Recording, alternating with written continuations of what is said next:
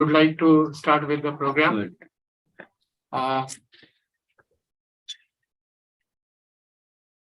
We are very privileged to have with us Professor Tripathi online and speaker of today's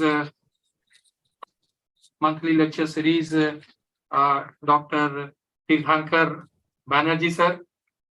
It is a great privilege to have both of you here. I would like to start with the okay. अब शुरू हो रहा है क्या? So, as you all know, the board has started a monthly scientific lecture series just to disseminate the information on environment and related subjects among students, academia, and public in general. So this is the sixth lecture in the series, and I am pleased to inform you that this is well taken and acclaimed by different sections of the society. Yesterday also we had our principal secretary with us, and he also acclaimed and praised, I should say the board for this very initiative. So slowly and slowly, this is gaining popularity among masses and the people who are related, who are concerned with the environment. So this is a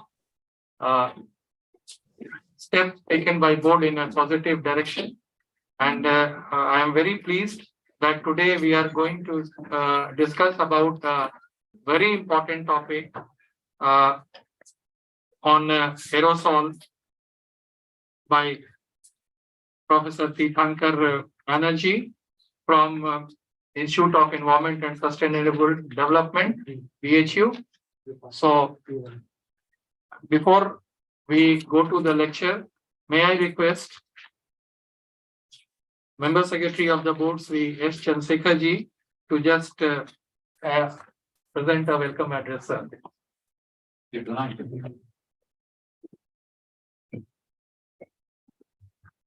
Honorable Chairman, sir, Bihar State Pollution Control Board, Professor Ashok Ghosh, sir, Professor S.N. Tripathi, sir, Professor from IIT Kanpur, who has joined us virtually. Today's our guest speaker, Professor Tirthankar Banerjee, Assistant Professor from Institute of Environment and Sustainable Development, Banaras Hindu University, Varanasi. Sir, it's our privilege to have you here today for you to deliver today's lecture as part of our monthly lecture series, scientific lecture series. This is the sixth in the series, sir.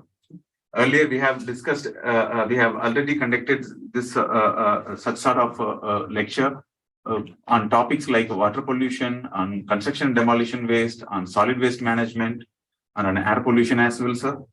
So this is as explained by our senior colleague, Dr. Naveen Kumar. This is an outreach endeavor by the Bihar State Pollution Control Board to take the environment-related information among the masses and among the academia, especially related to the topic pertaining to Bihar and the issues which are affecting Bihar's environment here. So as part of that endeavor, so we have initiated a lot of other activities, among which this is one among that such activities. It's the scientific interactive series. As we move ahead, the popularity of this program is also gaining momentum and popular among the students and faculties of different educational institutions in Bihar. So, sir, once again, I take this opportunity to formally welcome you, sir. We are happy to have you here today. Also, I take this opportunity to welcome my colleagues here who have joined physically, and also I'm here that one faculty from IPCC has also joined virtually. Welcome, ma'am, to you. Also, I welcome all other guests today who have joined virtually. So, with these few words, I request our senior colleague Mr. Dr. Naveen Kumar to formally introduce our today's honorable guest speaker. Over to you, Naveen, sir. Okay, thank you, sir. Sir, before we move further in the program, we are privileged to have Dr. Tripathi with us. Or though Dr. Tripathi is traveling, I don't know whether it will be very convenient for him or not. But sir, क्या करें, मजबूरी है, आपको अपने बीच पा करके हम ये मौका छोड़ भी नहीं सकते. So may I request you, sir, to please say a few words. Dr. Tripathi, sir. Thank you, Professor Ghosh, Chairman Board of Bihar Pollution Control Board, and Shri Chandrasekhar ji, Member Secretary, Dr. Saha, all other colleagues, and all the participants, ladies and gentlemen.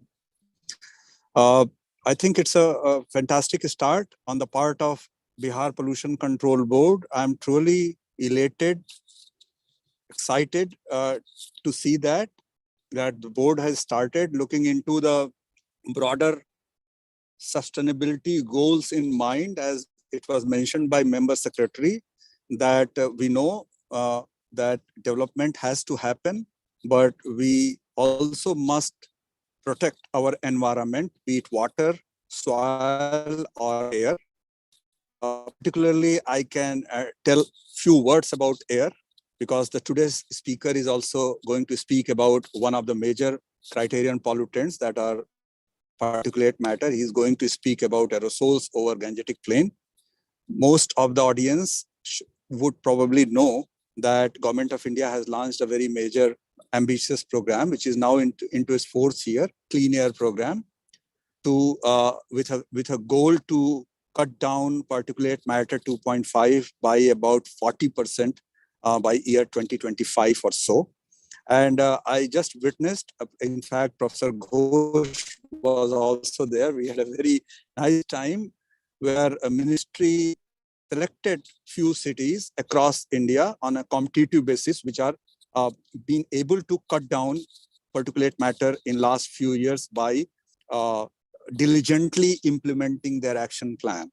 So in a way, I think things are happening, things are moving in a right direction. And you also know that as part of Clean Air Program, we have a mechanism in which some knowledge transfer, knowledge sharing is happening by creation of National Knowledge Network. And under that, we have identified about 19 institutes of repute.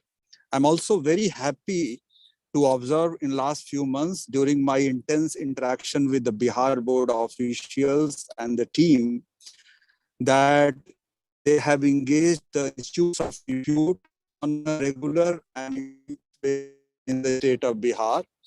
They also have a vision to approach and engage institutes of repute, which are located in the vicinity of Bihar, and they have an intent to engage them deeply, as I understand. This series definitely is a right step in that direction to create awareness. Probably it would also act as a baby step towards adding capacity to the existing institutes of repute. I hope that this is getting streamed, as it was mentioned. This also should be recorded and shared with all engineering colleges and universities where any type of or kind of environmental science and engineering related education or research is happening. It would have tremendous effect in coming days. And I also request Mr. Chairman that in coming days, as this series gets more momentum, we can probably pick up one of the any great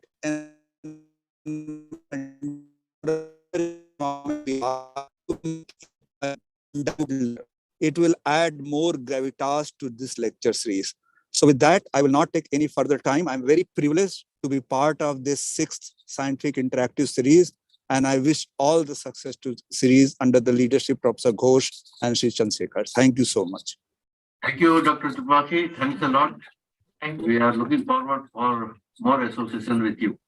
Thanks a lot for joining us. Thank you, sir. Thank and you so as you have much. suggested, we will definitely carry it up. And actually, we are getting it recorded and Posted in our channel. and it is also posted on YouTube channel and different media platforms. So in coming days, we will disseminate it in other forms also. So colleges, university. yes, colleges, universities, as you have suggested, we will be sending them directly also. Yes. Apart from the social media platform. So thank you, sir. Thank you once again. And now I would like to request our dear colleague, board analyst Sri Arun Kumarji, to introduce Professor Tirthankar Banerjee to the audience. Sri Arunji, please. Respected Chairman sir, MS sir, and other persons or colleagues present in the hall and attending the meeting through online system. Professor Tirthankar Banerjee is presently affiliated with Institute of Environment and Sustainable Development, Banaras Hindu University, as an assistant professor. His research is focused on geographical modeling of aerosols and trace gases, addressing uncertainty related to vertical profile of aerosol and their subtypes, aerosol transport and meteorological intervention on air quality using both ground and satellite-based aerosol database and relative algorithms. He has been a visiting researcher at Laboratories de Physico-Chimie de Atmosphère, Dunkerque, France. He is a recipient of Green Talent Award by German Ministry of Education and Research, Associate Editor in Bulletin of Atmospheric Science and Technology, Springer, and in Frontier in Environmental Sciences. Thank you, sir. Thank you, Arunji.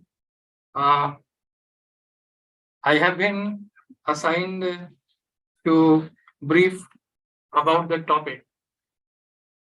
So, sir, the topic is of great interest and is of topical interest. Even right now, some media persons are present in the office just to take feedback from our chairman and secretary sir on the air pollution in this region. Sir, we are blessed to have River Ganga with us. We are living on the banks of her. It is a blessing. But at the same time, as you know, for this entire Indo-Gangetic Plain, there are some geographical and climatological factors that affects our air quality. And especially during this season, it becomes a matter of concern because of the various reasons which I am sure our learned speaker of today will like to dwell upon. The air quality goes to bad, to worse, and it makes a lot of hue and cry among public. Though not, I don't know how much it affects directly, but of course it affects directly or indirectly to us. But we are placed in this Indo-Gangetic region where the wind is northwest. So that is responsible for all these reasons, and the entire airshade area of this IGP gets affected. So in this context, the discussion on aerosols and the climatology and its effects on air quality is definitely a matter of concern and of topical interest. I am sure our learned speaker today will be dwelling upon it and giving us more insight on the subject, so we can be able to face the situation more effectively. So with this introduction to the subject, now I will like to invite Professor Banerjee to present his address for the benefit of the audience who are present today or even who will listen to it afterwards. Dr. Banerjee, please. Am I audible, sir? Yes, sir. Yes, sir. Perfectly. Just to share my screen.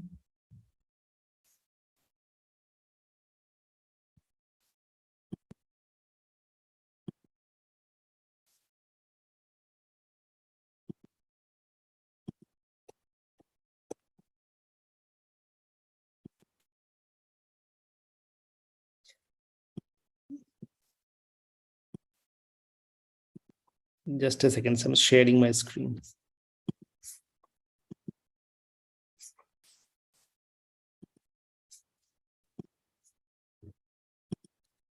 Is my slide visible, sir? Yes, sir. Yes, sir. Okay, so first of all, thank you very much for this warm welcome and for developing the context of the discussion. As briefed earlier, I will be talking on aerosol climatology over Indo-Gangetic Plains, South Asia. So this is our institute, this is BHU, and we are actually working on geospatial analysis, particularly in focusing the Indo-Gangetic Plain. And we are also working on aerosol and atmospheric chemistry. More particularly, we are dedicated on understanding aerosol vertical profile and the effect of boundary layer on the aerosol profile. And also we are trying to relate the air quality with the epidemiology, like health effect and how the mortality and morbidity are related with the air pollution. So very briefly, as already been discussed, I'm just take a few seconds that what is aerosols, that any solid or liquid particles that are suspended in an atmosphere, and that system is called aerosols. What is complicating is that these aerosols are actually evolved and continuously grow. So it also transform. It has a particle or gas to particle conversion.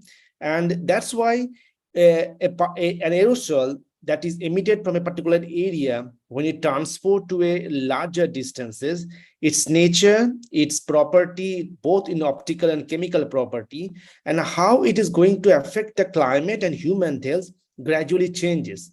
That makes things much more complicated, because apart from the trace gases that don't have such kind of regional nature, aerosol has a very specific regional nature or signature.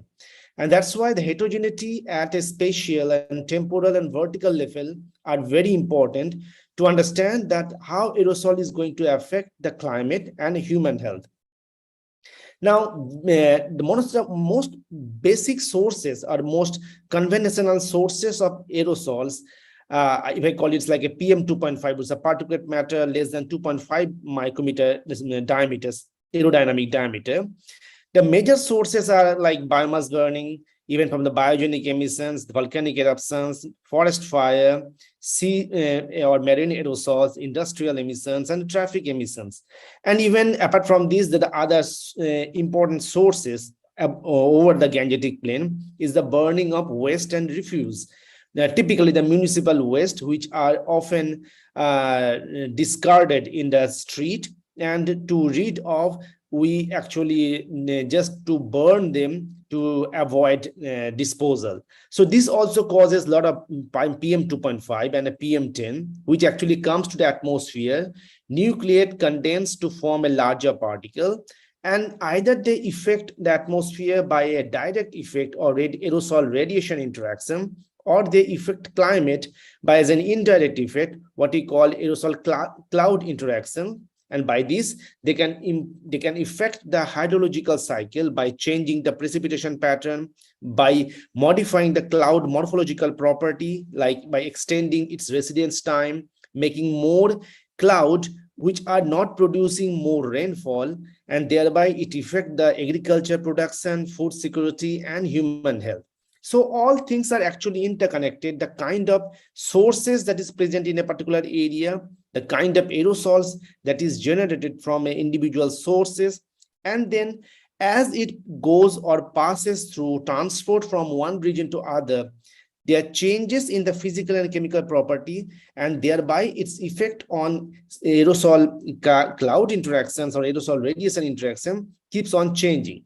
So overall, like if we differentiate that is how the aerosols are affecting the climate or the global warming, there are basic differences in terms of the greenhouse gas, how the greenhouse gas is affecting the climate, and how the aerosols are affecting the climate. The aerosols particularly are regional, and that is very important, and that is one of the core aspects that I'll be discussing today. The signature of the aerosols are very much regional, that it emits from a particular source, it goes to a certain distance, but when you compare it with the greenhouse gases, they can transport to a larger distance. Therefore, they induce more of a homogenic impact on the climate, which wherever the aerosols impact are more location specific or region specific, therefore they are induce heterogenic impact.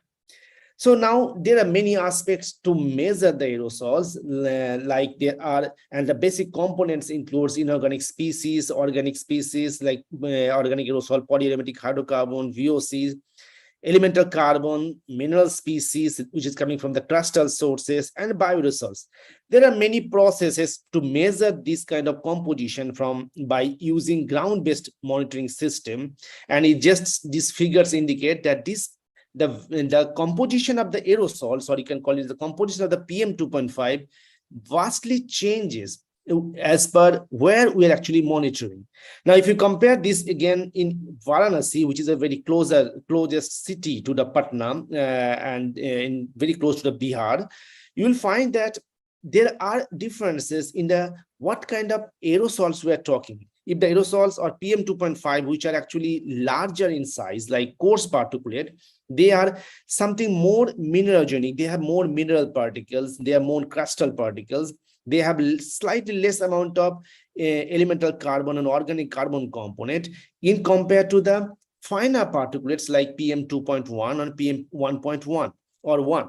So that means we need to understand that what is the size of the particulates that is present in the atmosphere and their composition, so that we can relate these aerosols compositions and their sizes with the human health impact and the climate change impact. So that is my core aspect, that it is not only the absolute mass of the PM 2.5 is important. We have to know that what is the basic composition of the PM 2.5. Is it more of inorganic and organic aerosols, or it is having more of a crustal materials which is actually come over this tropical belt more easily because of convective movement of the wind, or it is coming from industrial sources having more amount of carbonaceous particles which are having potentially carcinogenic. That part is required to understand.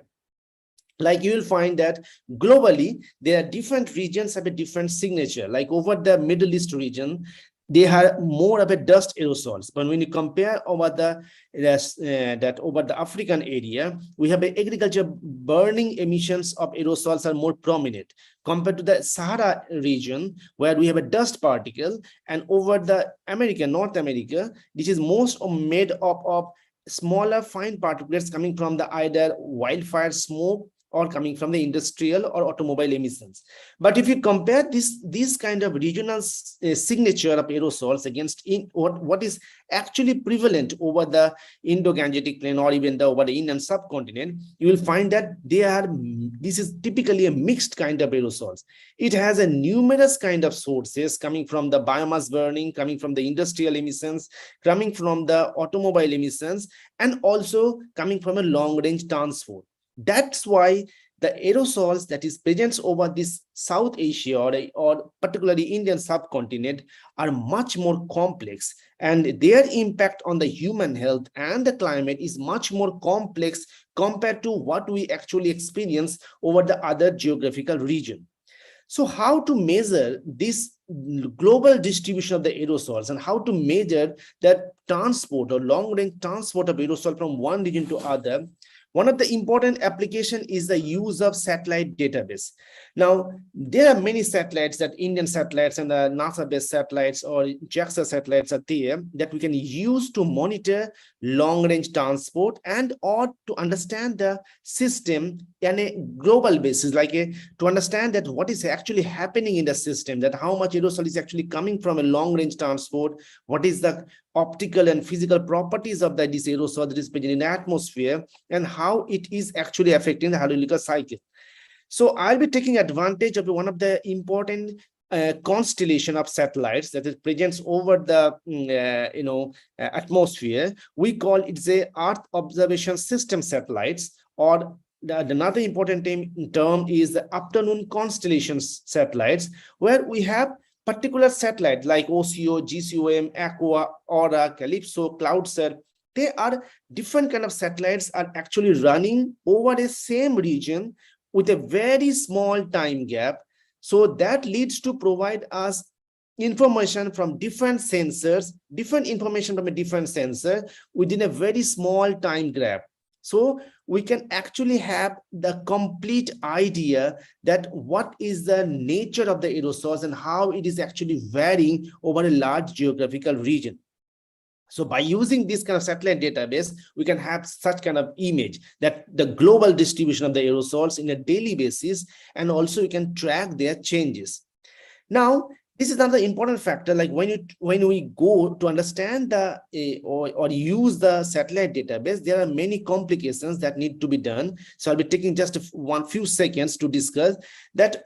To understand what kind of algorithm we're actually following to retrieve aerosols from a satellite is a very important. Like you'll find that one of the most important algorithm is the MAYAC algorithm, which provides us 1 kilometer resolution data. So we can actually classify the aerosol optical property over 1 kilometer region or pixel.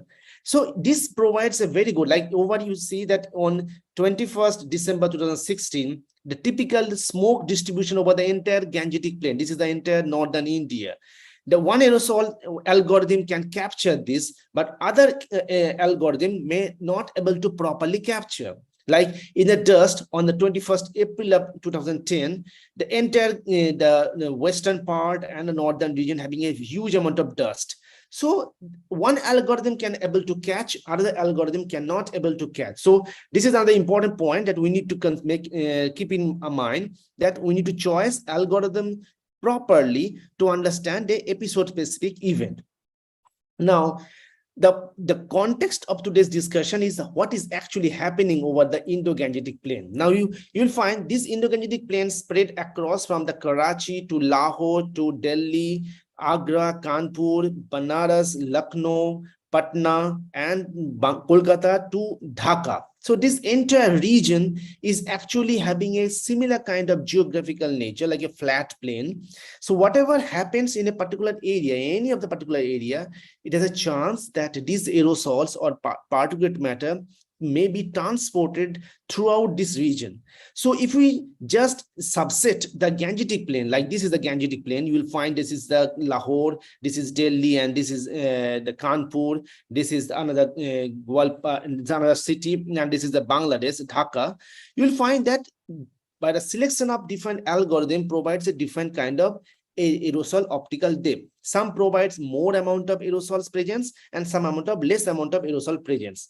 So taking these ideas or taking this observation into context, if we compare that what is actually happening in a two important city over the Indo-Gangetic Plain, you will find that on a 10 years time scale, just from 2006 to 15. Now, this is if you consider that this is a very old data, so this is simply to indicate that on a 10-year larger period, long-term period, what is the trend of aerosol optical depth or aerosol loading over two prominent cities?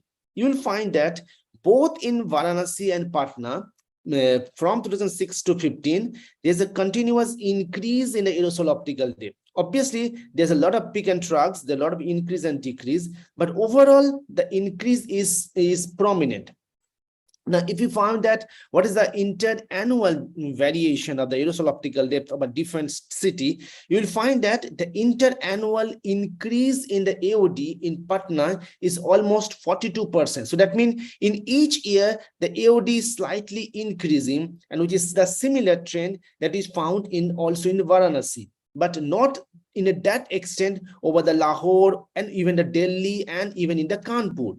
So what is actually happening over this region, over the Varanasi, Patna, or you can say the lower Gangetic Plain, that why the aerosol optical depth is actually increasing with the years, which is not so prominent over the Delhi and Kanpur region.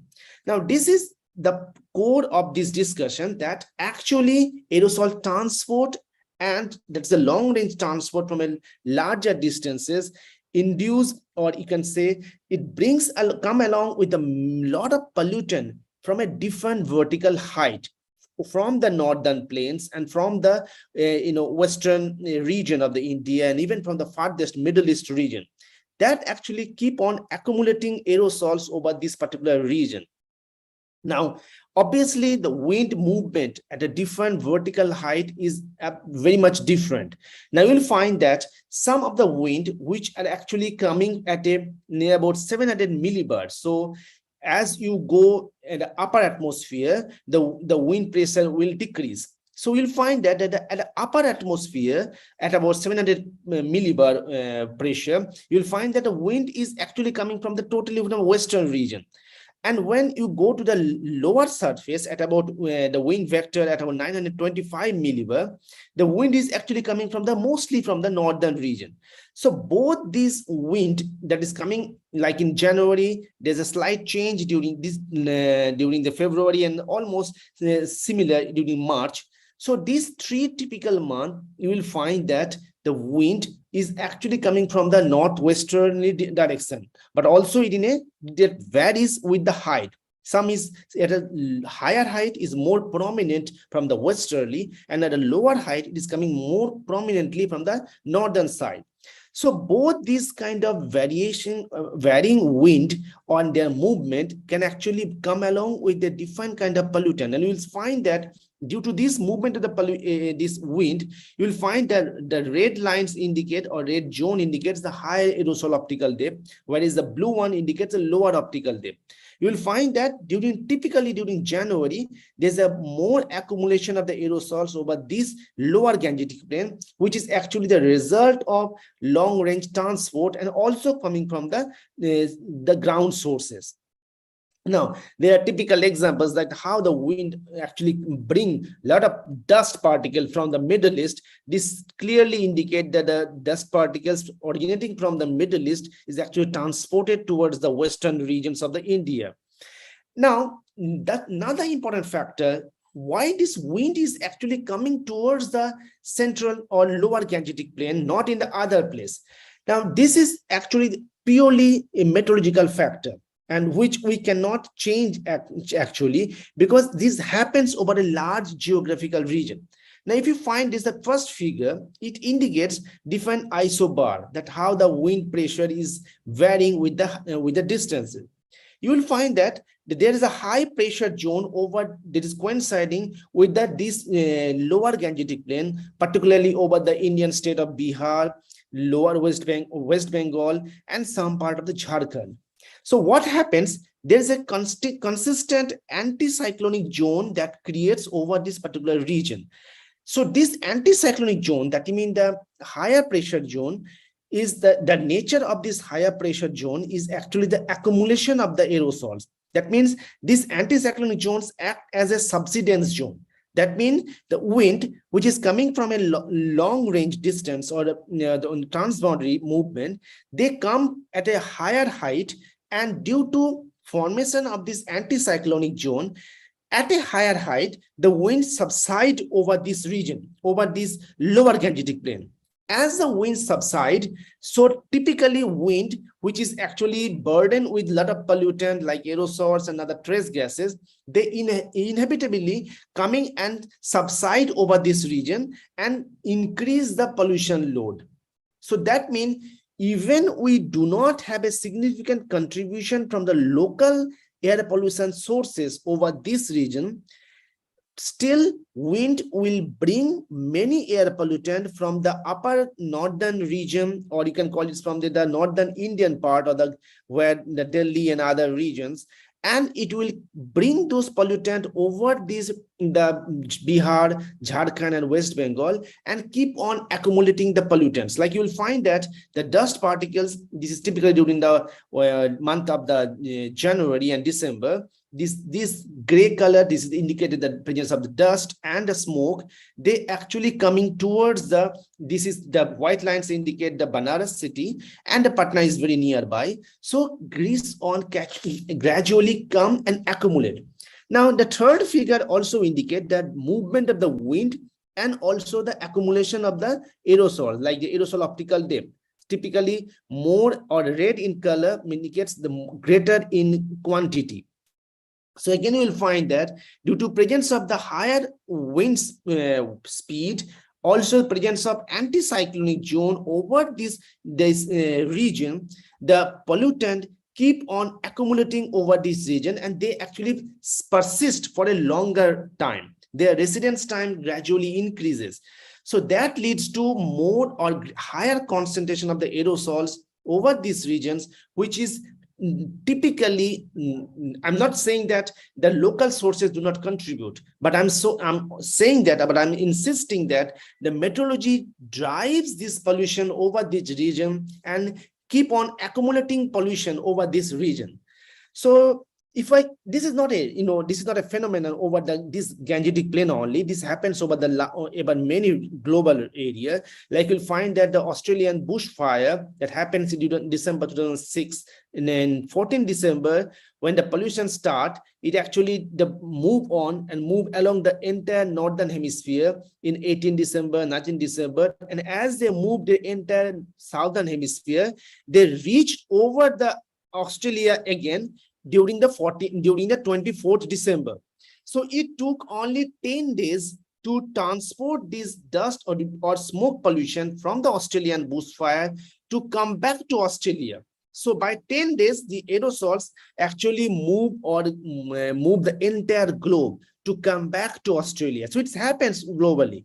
Now you'll find that this is also happens over the other global geographical region, that wind actually transport over different region. Like you'll find that over the African belt, the pollution is actually transported, like the Saharan dust, they actually transport the entire Pacific and they come to the American region. Even the pollutions which is coming from the China, they transport to a larger distances. So it's a global phenomenon point. Now, if we compare that two important short-term event, like the biomass burning event over the Punjab and Haryana, and their implications over in the lower Gangetic plain, typically the biomass burning event happens in a two-time period. One during the October-November, when the rice residues are harvested and land had been cleaned for making way of wheat transplantation. And also during April-May, when wheat are harvested so that next crop can be shown. During both periods, during October-November and during May, both periods there's a burning of the rice and of wheat residues. But typically, more burning happen, like you will find the fire count, more burning happens during October and November. This is the burning or fire count in a different year. But during April, May, the fire counts are still less in number. But again, the meteorological situation over these two periods are quite distinct. Like during October, November, starting from the October, November, the winter is generally onset over the northern India. These changes in the wind and these changes in the boundary layer configuration that actually act as a lead over the atmosphere. And this formation of the lower, or you can call it like a reducing the depth of the boundary layer during the October, November and December actually help to pollutant to get accumulated over this region. Now, if you compare, this is how the biomass burning is actually induce many pollutants over the region. Like you'll find that over the Punjab and Haryana belt, there's a lot of biomass burning fire. This red dot indicates the small scale fire event over this particular region. Now, if you relate that how the pollution is actually transported, you'll find that this same region is actually having a huge amount of smoke. This gray color indicate the presence of smoke. So this is actually coincide over where the burning is actually happening over the Punjab and Haryana region and over the Pakistan regions also. And there is a great accumulation of the smoke. And these smoke particles are actually gradually what will happen, these smoke particles are actually transported by the westerly wind from this northern India and typically from the upper Gangetic plain towards the lower Gangetic plain. And due to, as I discussed earlier, due to the formation of the anticyclonic zone, typically during the winter and post-monsoon to winter, they keep on accumulating these smoke particles over this region. That is gradually increase the concentration of the aerosols, concentration of the both fine and coarse particulates. Now, there's another important factor that we need to keep in our mind, that this movement of the wind is not homogeneous. Like there are different in the vector wind in a different height. At some particular height, the wind is more of a westerly in nature, but at a higher height, wind is more typically from the northern region, northerly. So that means both height, the pollution that is actually coming towards the lower Gangetic plains can be much more different. So if we compare, like these two figures indicate that what is actually happening during the peak biomass dominating period over the Gangetic plain compared to the area or period when the biomass burning period was not so severe. Now, if we compare, like this is the biomass dominating period. The biomass dominating period means typically you can consider from the mid of October to end of November, when we actually experience the highest burning activity over the northern India and accumulation of the pollutant. And rest of the period, like biomass least dominating period, that is the first 15 days of the October, when the pollutions when the burning just started over the Punjab and Haryana and this region, but they do not coming towards the lower Gangetic plain, and the rest December part, which is typically a winter month, but do not have a significant contribution from the agriculture residue burning. Now, we have compared using different satellite data like the aerosol optical depth from the MODIS. We have used the Armstrong exponent. This Armstrong exponent indicate what is the nature of the aerosol. These aerosols are fine or coarse, or there are mixed kind of aerosols. More fine aerosol means there are more or PM 2.5 kind of particulates. And the smaller amount of AE, that means lower than the 0.7, indicate the aerosols are mostly coarser. Now, the EVAI is a very important parameter that indicates the absorbing potential of the particulates. Like typically, if you compare this with the ground-based monitoring database, like the PM 2.5, one of the important component of the PM 2.5 is the elemental carbon, or we call this the black carbon. This black carbon can absorb the UV radiation, particularly at 880 nanometer. And by absorbing this UV radiation, they can actually increase the atmospheric temperature. So if we can have the data that what is the absorbing potential, or you can call it the UV absorption potential of aerosols, if we can have the data, we can have an idea that if certain aerosols which are having higher UVAI, and that means higher potential to absorb radiation, then the atmosphere will be more warmer compared to same aerosol mass but having lower amount of UVAI. That means we will not get difference in PM 2.5 mass in the surface, but their nature is actually changing. Some aerosols are more absorbing of UV, some aerosols are less absorbing. So when the aerosol are more absorbing, they will imply greater warming over the region compared to the aerosols which are more of a scattering in nature. Now, this is the comparison of the carbon monoxide over these two particular period. And the last one is the nitrogen dioxide. On all the database is actually coming from the global satellite measurement. Now you'll find that during the both AOD, the dominating period and least dominating period, there's hardly any variation over this particular region. That at least both time the AOD is significantly high over the lower Gangetic plain, which is over the Jharkhand, Bihar, and West Bengal part. And it is also true during the later period, like in December and early October, that of course the AOD is obviously high over this region. So there is no much change in aerosol optical depth. Even the aerosol type, that is the what kind of aerosols are prominent, they're also similar. That's in the both time, the aerosols are typically fine particulates. Like that means there are more PM 2.5 particulates in the atmosphere compared to them, and coarser particulates are much more less. But which is more drastically different, that is the UVI. You will find that during the typical biomass dominating period, like starting from the mid-October to end of November, these aerosols are typically more of a absorbing in nature. And these absorbing aerosols are particularly coming from the biomass burning activity, or you can call it agriculture residue burning activity, which is spread across the Gangetic plain from the northern India till the Bihar state almost. But this absorption potential of the aerosol significantly decreased during the later period, like in winter or in the early October, when there's a less intrusion of the biomass burning aerosol. So that means the change is temporal. With the time, there's a significant change of the aerosol property over this Gangetic plain.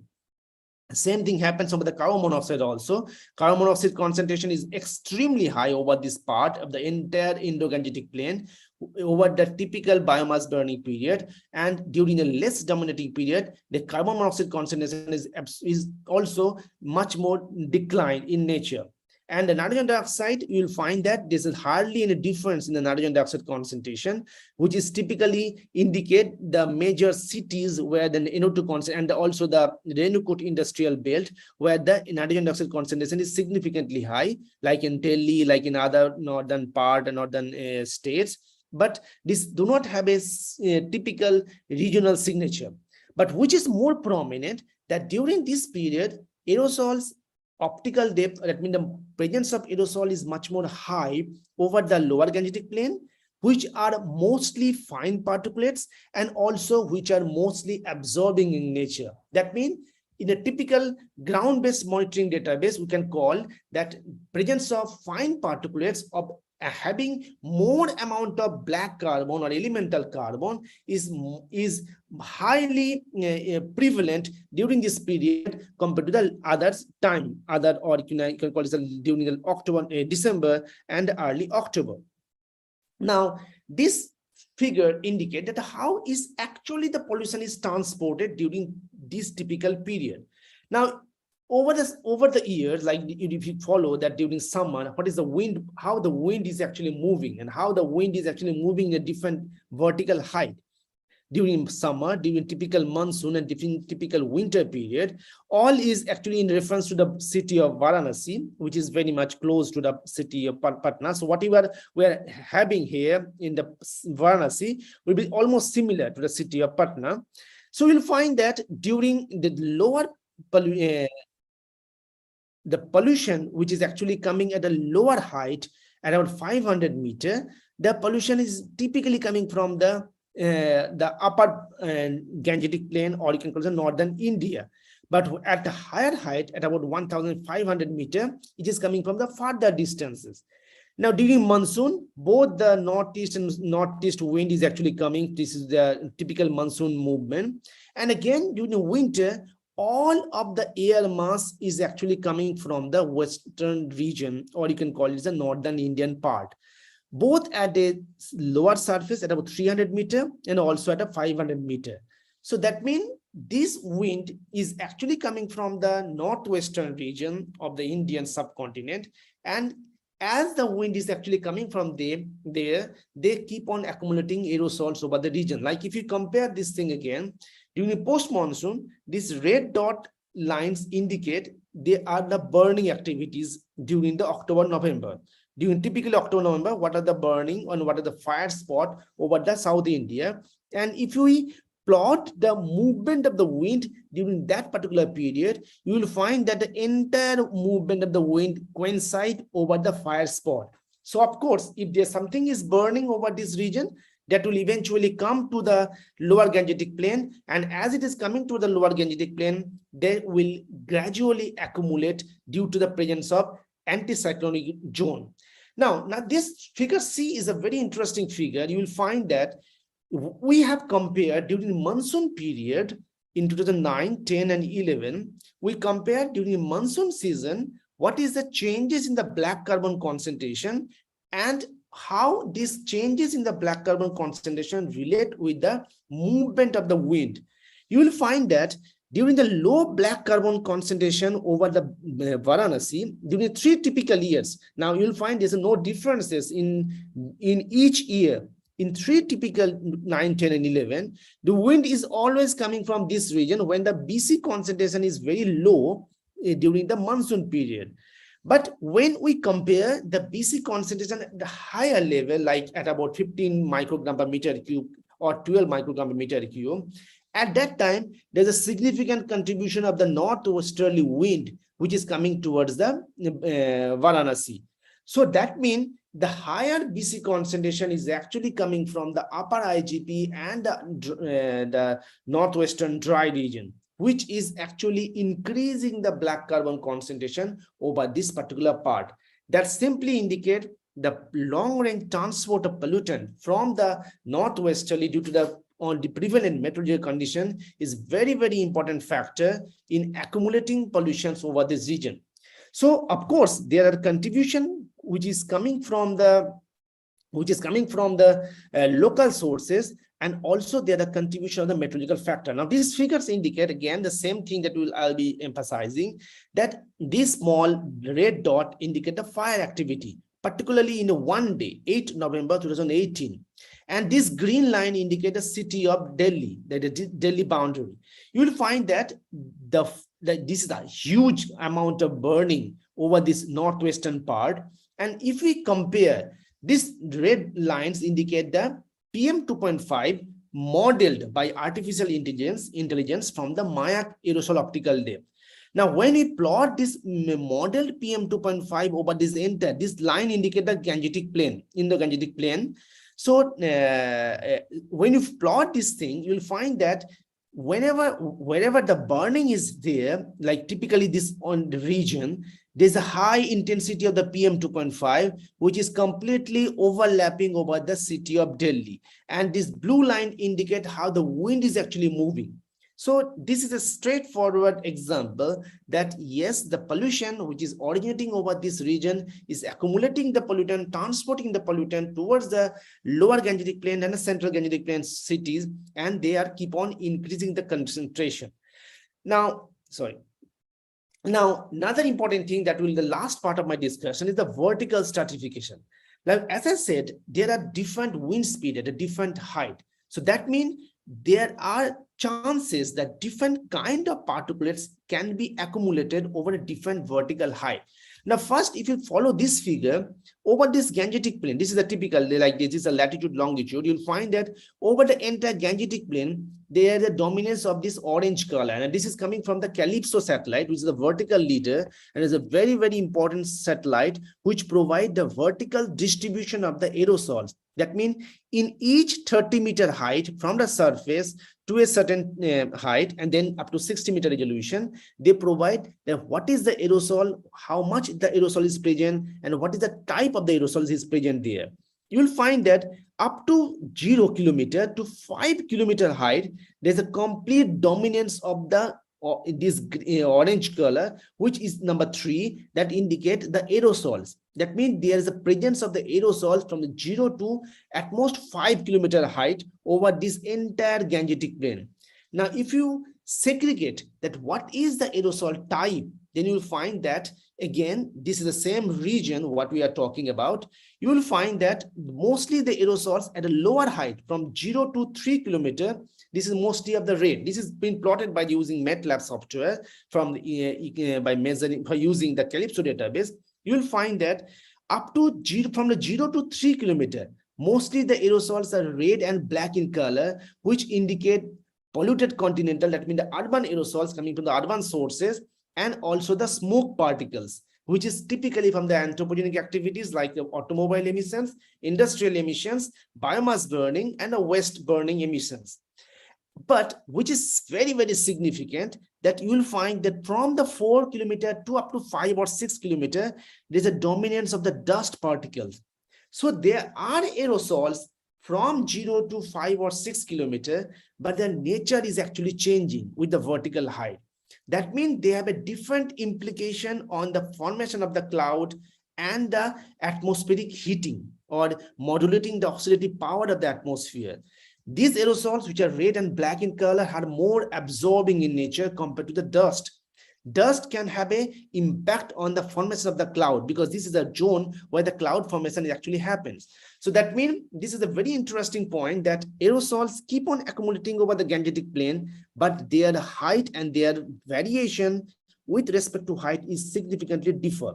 Now, if you compare this line bar diagram at different prominent city over the Gangetic Plain, like Karachi, Multan, and all the city, if you compare Patna with the city of Varanasi, you will find that during different period, over annually, almost 60% of the aerosol over the entire atmosphere. If you use the satellite data, the entire atmospheric column, whatever the aerosols are present, 60% of that aerosols are present at a lower vertical height.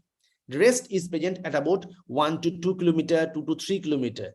But that actually vary from the cities which are not in the Indo-Gangetic Plain. They will find that the Kathmandu, Nagpur, they have overall similar kind of distribution with the increasing height.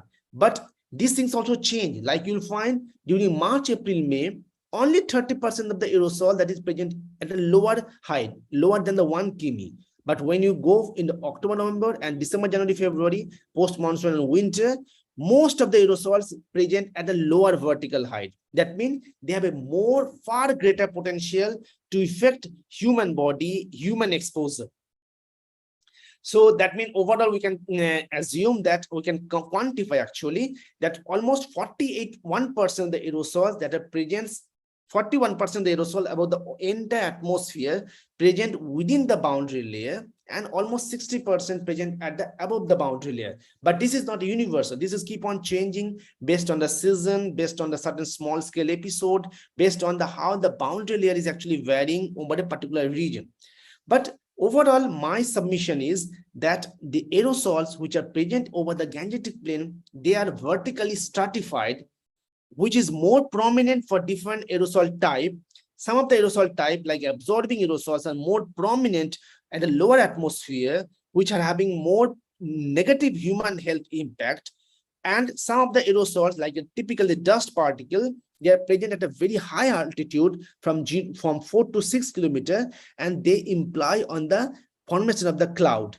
And accumulation of these aerosols at a different vertical height is the effect of ongoing or moving wind at a different vertical height. Now, another important example by which after this I will end my discussion, that what is happening during the Diwali festival, a very small scale event like during a single day high intensive firecrackers activity, and you will find that pre-Diwali days in 2014, before the Diwali, there are aerosols. This indicates the presence of the aerosols over the entire Indian subcontinent. But these aerosols are not having high amount of absorbing power. But if you compare this thing, after the post-Diwali, the aerosols are highly absorbing. And there are many evidence, particularly from the SN Tripathi groups and Chandan Sarangian and many researchers, then they simply identify that the presence of these absorbing aerosols have a marked impact on the hydrological cycle, particularly the Indian monsoon. How they imply the Indian monsoon as a very important factor, because this absorbing aerosol affect the formation of the cloud morphological property, and thereafter the precipitation level. So that will be the last slide. That again, I'm emphasizing that how the aerosol type and their properties changes with this very, very small scale event like in Diwali. You will find that Diwali during 2014, 23rd October, The aerosols which are present over the Gangetic Plain, like this line indicate the city of Varanasi in terms of latitude, longitude. You will find that before the Diwali, aerosols are typically dust particles, some are the smoke, some are the urban aerosols. But after the Diwali, most of the aerosols from 0 to 3 kilometer height, most of the aerosols are particularly presence of the urban aerosols, which is coming from the urban anthropogenic sources. They are also smoke aerosols. And then as the aerosols coming from the upper Gangetic Plain after the Diwali, as they are coming and transported, you will find that the vertical height is actually increased.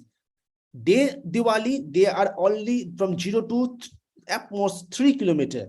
But after the Diwali, it is actually increased over this region from 0 to almost 5 kilometers, and totally by the black color. That means they are totally presence of the smoke particles, which means the presence of black carbon aerosols. And when we go after the certain days, after 26 in the first week of November, you will find that this pollution is actually removed from the atmosphere. And again, whatever the presence in the atmosphere over the region are again the dust particles and some of the particles which are the urban aerosols coming from the urban activities like the commercial activities, residential cooking and heating, and also the coming from the automobile emissions. So this small scale event also changes the vertical nature of the aerosols and the prevailing atmospheric circulation and the prevalence of the anticyclonic zone over these regions regulate the aerosol climatology over this region. So by this word, I will end my lecture, and thank you very much again for giving me this opportunity for presenting my research, and to emphasize that how the meteorology and the air pollution sources regulate the pollution, level of pollution over this Gangetic Plain. Thank you very much. Thank you, sir, for this detailed presentation and having a great insight over the subject of the meteorology of the IGP and the chemistry of aerosols and all. इसको out कर दीजिए जिससे उनको देख सके हम लोग. Thank you. So slide उनको बोलो ये कर देंगे, हटा so let us give a big hand to Dr. Banerjee. Thank you very much. Yes, very nice presentation. And I would like to open the floor for the audience. One question. The participants, our young colleagues who have joined offline or maybe online, they may have some queries. You are, oh, sir. I'm sorry, sir. Thank you, Dr. Banerjee. It was a wonderful lecture that we heard. I appreciate the work that you have done. And rather, you have supported our hypothesis well on 3 counts that we often discuss with Sahaji and Tirthankar. One, that if central Bihar, Indo-Gangetic Plains, is highly polluted, we are not the only culprits. There are other culprits. That is one thing. Yeah. Second, the PM 2.5, only size is not important. The chemistry is also important. The third thing about the vertical heights, the difference in the different level of heights from ground level. So that is major takeaway. Now, my question to you as a scientist is there, that right now, if you calculate AQI, the weightage to 2.5 is given on the basis of only size.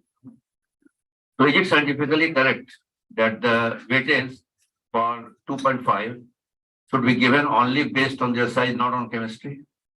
Because in our area, the maximum pollutant that we are facing for high AQI is PM 2.5 and PM 10. Other parameters are under control. And there is havoc everywhere, that AQI is 400, 300 like that. And we understand that chemistry matters in the health aspect. It is not only the size, but the chemistry is also important. You cannot say that the PM 2.5 coming from a vehicle and coming from an agricultural field will have the same impact on the human health. So I seek your opinion as a scientist. You have worked a wonderful thing. That is it correct to give the weightage only based on the size that we are doing right now? It's very pertinent question, sir, and I completely agree with your opinion that only based on the PM 2.5 mass, the air quality index do not provide the accurate value. But we have to also consider the cost and operational maintenance of the air quality monitoring stations, because if you go for the measurement and then the composition of the air PM 2.5, it induces many costs, it will increase the intensive cost. So if you find that before 10 years back, we do not have the PM 2.5 monitoring stations all over India. Hardly any stations are monitoring PM 2.5, hardly before 10 years back. At that time, we were only talking about PM10. Now things change, we are talking about PM 2.5. So I believe that the things will change. We'll come to that how much proportion of the PM 2.5, at least we should know how much proportion of the PM 2.5 is made of elemental carbon like black carbon and organic carbon, and how much is the crustal composition. So this thing will change, but it requires a lot of funding, a lot of characterization simultaneously over the many cities. Yeah, I have a supplementary. Sir. Of course, sensors are very costly. And if you add the qualitative analysis, that will be very, very costly. Yes. We can analyze chemistry through ordinary high volume sampler, the filter papers, and we can go for chemical analysis. That what are the contents in that dust particle accumulated in the filter. And on that basis, we have some idea. It won't be as sensitive as sensor, but at least we'll have an idea that what is the difference in the PM 2.5 in Kanpur versus Patna. Because Yes. Kanpur is having lots of industry and Patna is less. But we give the weightage, the same weightage to PM 2.5 of Kanpur and Patna. So my request to all the scientists are there that we have to raise this issue. Yes. Because otherwise the Indo-Gangetic Plains will be always polluted. Yes. Whatever you do, whatever efforts you do, action plan and everything, you cannot eliminate dust. You Yes. cannot eliminate 2.5. Yes. Banerjee? Yes, sir. I'm audible. Oh, you are not good. So, Yes. so that is my request to every scientist who is working in this field, that raise this issue, because I had raised this issue in Gujarat, in Kevadia also, when I went for minister's conference. And then at that time, people said that, well, that is true, but it will be very difficult to change the standards and the measurement and everything. Lots of studies required. So nobody is ready to initiate it. So as a scientific community, you are a part of scientific community. I am also a small part. But then this is a thing that haunts me. That we are culprits without any reason. We are culprits without any specific reason. Two things on two counts. One count is that they are getting the input of pollutants from neighbors.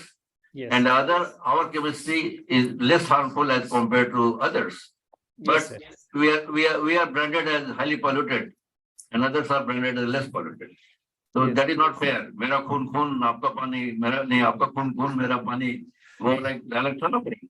yes, sir. तो वही बोलता हूँ, यार मेरा भी खून है, आपका भी खून है.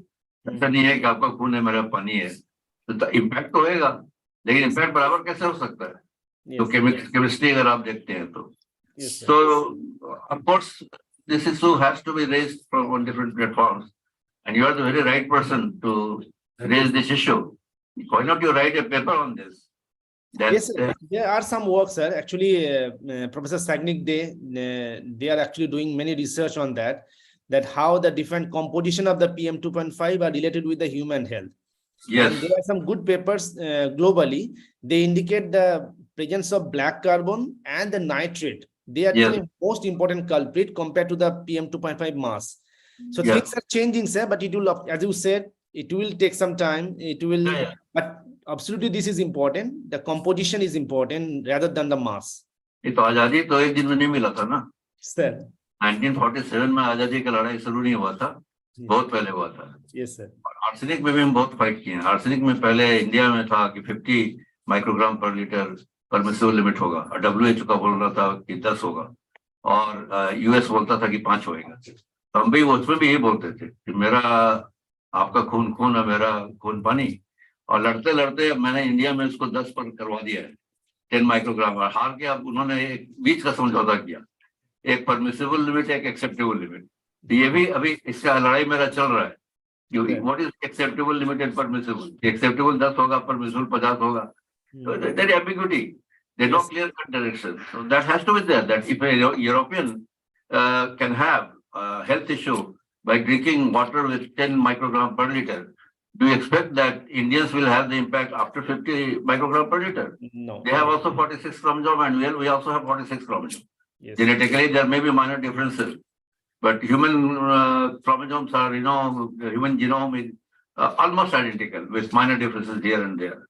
Yes. So whenever the standard is met, you say that I cannot afford. Well, you cannot afford, but at least let the people know that this is harmful for your health. If you can manage yourself, that is good. If you cannot manage, then go and die. But by hiding the facts, you are not eliminating the problem. So we have to be transparent. That okay, 10 microgram and above is harmful for you. We cannot give you supply of pure drinking water at this level. Beyond 50, we are trying to give you more funding in that. In the meantime, if you want, you can go for safe water at your cost. Yes, advisory तो दे सकते हैं हम लोग, वो भी नहीं देते हैं, बोल देते हैं कि नहीं 50 माइक्रोग्राम वाला ठीक है. And there is huge research that indicates that even 20 microgram per liter or 30 microgram per liter is carcinogenic in long-term ingestion. I'm not talking hypothetically. There are published papers on that. These are facts. The same thing that we have to start the struggle and come down to some logical end to this issue. Otherwise, Bihar will be always branded as highly polluted districts, highly polluted cities. We cannot do. I know we are taking many steps, but ultimately, until and unless this issue is not resolved, we will be branded as highly polluted cities. Yes. Yeah. Thank you very much. We'll be in touch, and if you have some papers related to this, share with Dr. Saha. I like to read it, although I get less time nowadays to read. More time I do in the file, but still I like reading. So if you send some papers, it will be wonderful. Thank you very much. Thank you, sir. Tirthankar, खूब भालो दारुण lecture. Once again, clap for you. The thing is that should we not request CPCB or the ministry to incorporate black carbon as one of these parameter in our standard, so that the State Pollution Control Board can go ahead with the installation of the BC measurement across the country. CPCB refused. But the thing is that until and unless we do, at least we'll be lagging behind.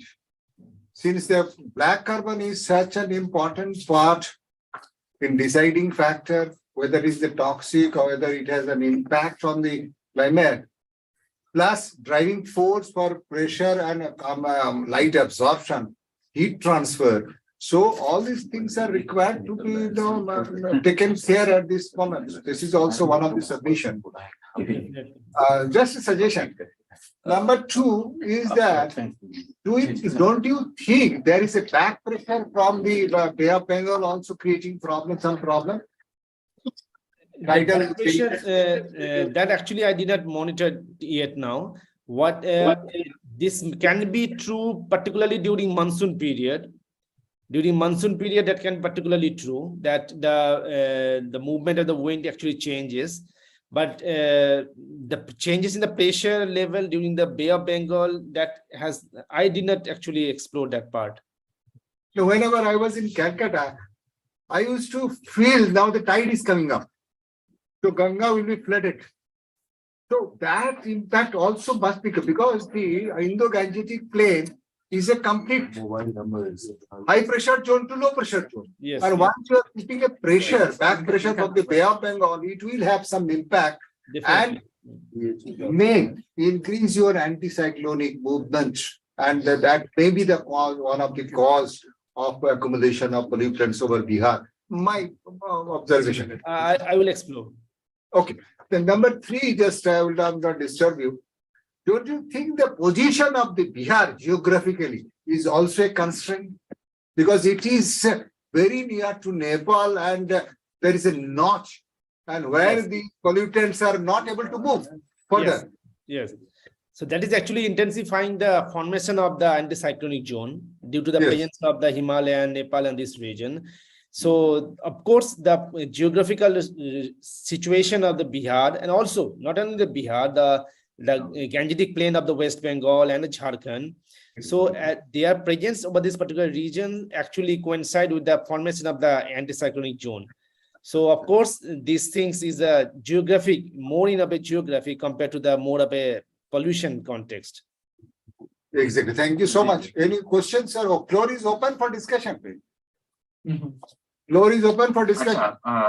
Dr. Banerjee, I have a question. Rather, it's a notion in my mind for quite some time. This is my second stint here in the Pollution Control Board. Since the time I got posted in the Pollution Board in 2016, I had a notion that the particulate, yes, there are various sources for particulate matter, the aerosols. But in my opinion, what I had in my mind, still I'm having that doubt. It has to be confirmed by some experts like you or someone else also. That the Indo-Gangetic Plain is characterized by the alluvial soil. It is a lightweight soil, less bulk density. So, so far I haven't came across any of the research paper or any discourse on this particularly, whether how much the soil particles are contributing to the aerosols. So, you're any talking about, reflections? please continue. Yeah. Please Yeah. continue. Your reflections on this. Is that Okay. notion right, or am I that's a wrong notion? Yeah, actually, it's completely true that if you we have characterized the sources of three different type of particulates. One is PM1, which is submicron. One is PM2.1, which is considered as fine particulates. 2.1 because we have instrument kind of that, and the PM greater than 2.1. And we found that a significant proportion of the PM2.1 is contributed by the crustal resuspension. That means the crustal particles, which is resuspended by the wind itself. The being a tropical region, due to the less humidity during summer period, these dust particles resuspended in the atmosphere, and they quantify, or they provide a certain huge amount of mass of the PM2.5 load. So, of course, this is absolutely true. There are papers, sir. There are papers that actually indicate that this alluvial soil keep on resuspending in the atmosphere. They actually transport to a larger height, and thereby their residence time also increase. They do not subside quickly due to this tropical movement, due to the convective movement. So there are some material. Yes, of course. Thank you, Doctor. Thank you, Dr. Banerjee. Please do share that those research articles to Dr. Saha. I'll also go through that. Sure. Dr. Actually, why this came to my mind is that when we progress towards the southern part of Bihar, slowly the PM2.5 or the PM concentration goes down, reduces gradually. So, and in Bihar, 98% of the entire state is under the new alluvium. The rest too is older alluvium.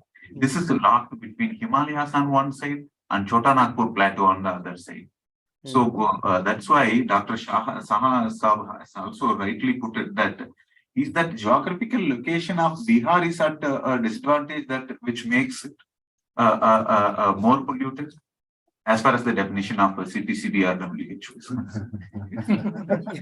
Yes, that was the point, that due to the location of the state, and due to the formation of the anticyclone and the subsidence, and as the subsidence generally happens for a longer period. The anticyclonic persists for a larger period compared to the cyclonic zone.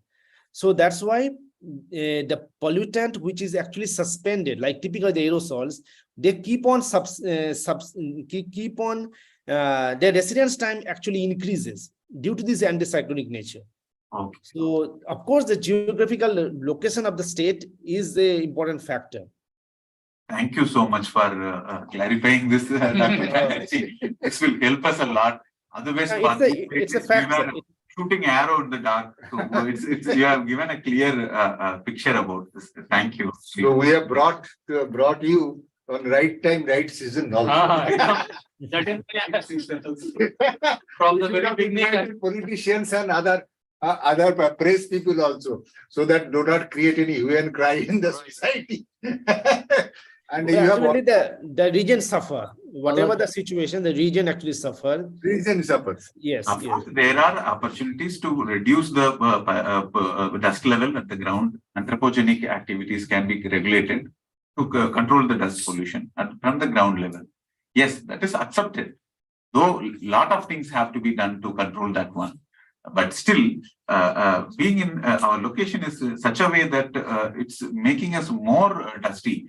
This is what we keep on used to say, that we are not polluted, we are dusty. Yes. Yes, yes, of course. So otherwise, we are fulfilling the as far as the gaseous pollutants are concerned, we are achieving the standards. Yeah. Our air quality is achieving the standard. So really great. Dr. Kriparam, are you there still? Dr. Kriparam, your colleague also. He's Yes, joined. yes. The same department, Yeah, Dr. same institute, yes. same institute. Dr. Kripa is there. Yeah, he is there. Yeah. You must be muted, keeper. Oh, he may be muted, but he has to Your mic is muted, Dr. Kriparam. Yeah. I think he's saying something. Hello? Yes, we cannot hear you, Kripa. Dr. Kriparam, your mic is muted. Please unmute yourself. Yeah. That's all. Some problem is there. Anyway, Okay. we have Okay. Dr. Banerjee. I mean, by name I call you, by virtue of my age. But thank you very much. But another aspect is we are going to take up a study on the source apportionment and everything. What our member secretary has suggested. We should know the geogenic, the local dust profile, and the carbonaceous profile every month, so that we will be at least able to know what is the likely contribution in different months of the year. So 2-time study, only summer and winter, is not going to resolve the issue. So monthly variation of and composition would be very much important. And accordingly, we are going ahead so that we will have a clear-cut understanding of the geogenic sources, plus and transported sources, plus the anthropogenic sources. This is because I keep on talking to you young guys and scientists and pathfinder. So I take this opportunity to discuss with people. Thank you so much for giving me the opportunity to discuss. Yeah, any questions from the audience here? Murthy? Papu? Any? No. Okay. So may I request our member secretary, sir, to announce for the next lecture. Sir will discuss. yeah. And propose a vote of thanks. Our seventh lecture, among the continuation of the lecture series, our seventh lecture would be on. Yeah. Excuse me. Yeah. हाँ जी, please आप इतना देर बोले नहीं थे, इसलिए हम mic on कर दीजिए, आप बोल दीजिए। बाय इसलिए तो बोले मिस्टर बनर्जी, बहुत बहुत बधाई। Thank you, मैं sir. अंग्रेजी भूल गया हूँ, इसलिए हिंदी थोड़ा सा समझ लो। मैं प्रदूषण कंट्रोल बोर्ड के आधारशिला रखने वाला आदमी हूँ, डॉक्टर मेहता नगेंद्र सिंह। पहले एक छोटी सी बिहारी प्रश्न है कि एरोसॉल और ह्यूमिडिटी से का क्या डायरेक्ट रिलेशन है? Aerosol and, sorry, sir? Humidity. Yes, sir. General people के लिए it is essential. Sir, relation in a sense मैं ये बोलना चाहूंगा, जो अगर ह्यूमिडिटी ज्यादा हो तो मोस्ट ऑफ द एरोसॉल जो होता है वो जनरली वाटर को एब्जॉर्ब करता है। सो अगर ह्यूमिडिटी ज्यादा हो तो एरोसॉल उस ह्यूमिडिटी को एब्जॉर्ब करके उसका साइज बढ़ जाता है। तो इसीलिए ऐसा सिचुएशन हो सकता है जो small particulates like PM2.5 they can convert to a coarser particulate. So that is a important factor. अगर मॉइस्चर ज्यादा हो तो आपको शायद ज्यादा लार्जर पार्टिकुलेट एटमॉस्फेयर में मिल सकता है आपको। और ये जो हम लोग सैटेलाइट वाले जो काम करते हैं, जैसे बेसिकली हम लोग ऑप्टिकल प्रॉपर्टी यूज करते हैं, उसमें मॉइस्चर का एक ज्यादा इंपॉर्टेंट रोल है, क्योंकि अगर एरोसॉल का साइज बड़े हो जाए तो वो काफी सारे क्वेश्चन खड़े करते हैं जो कि कैसे ये प्रश्न इसलिए रखा मैंने कि रिवाइज में रेमेडी में इसकी जरूरत पड़ेगी, क्योंकि ये एलुवियल प्लेन है, लो लैंड। यस, तो ये पॉइंट था सर, जो अगर हम लोग जब मानसून पीरियड में बात करते हैं, जब रेनफॉल काफी अच्छा खासा रेनफॉल है, तो हमें इतना पोल्यूशन नहीं मिलता है।